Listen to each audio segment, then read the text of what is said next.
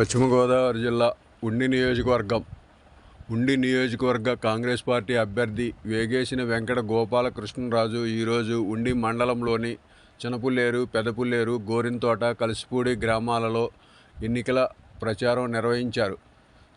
చిన్నపుల్లేరు గ్రామంలో ధాన్యం బస్తాలకు పడుతున్న రైతులతో మాట్లాడుతూ కాంగ్రెస్ ప్రభుత్వం వస్తే రైతులకు 2 లక్షల వరకు రుణమాఫీ మరియు రైతులకు పెట్టుబడికి 50% లాభం చేకూరేలా గిట్టుబాటు ధర కల్పిస్తామని రైతులకు తెలిపి రైతులతో ధాన్యాన్ని బస్తాలలోనికి ఎత్తారు.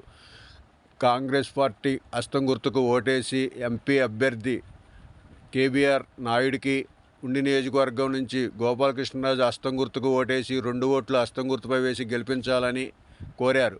కాంగ్రెస్ మేనిఫెస్టోలోని 9 పథకాలను వివరిస్తూ ప్రచారం నిర్వహించారు. ఈ కార్యక్రమంలో ఉండి మండల అధ్యక్షుడు వారాడ కొండలరావు, బ్లాక్ కాంగ్రెస్ అధ్యక్షులు ఆడబాల శ్రీనివాసరావు, ఆక్వీడు మండల అధ్యక్షులు చింతా ఆదిశేషు, కాంగ్రెస్ పార్టీ నాయకులు కోటా బుజ్జి, ఎస్ఎన్వి ప్రసాద్, నందేశ్వరరావు తదితర కాంగ్రెస్ పార్టీ నాయకులు పాల్గొన్నారు. నాయకత్వం జై కాంగ్రెస్, జై జై కాంగ్రెస్, జై కాంగ్రెస్, జై జై కాంగ్రెస్, జై కాంగ్రెస్, జై జై కాంగ్రెస్, జై కాంగ్రెస్, జై జై కాంగ్రెస్. సెంట్రల్లో కాంగ్రెస్ రాబోయే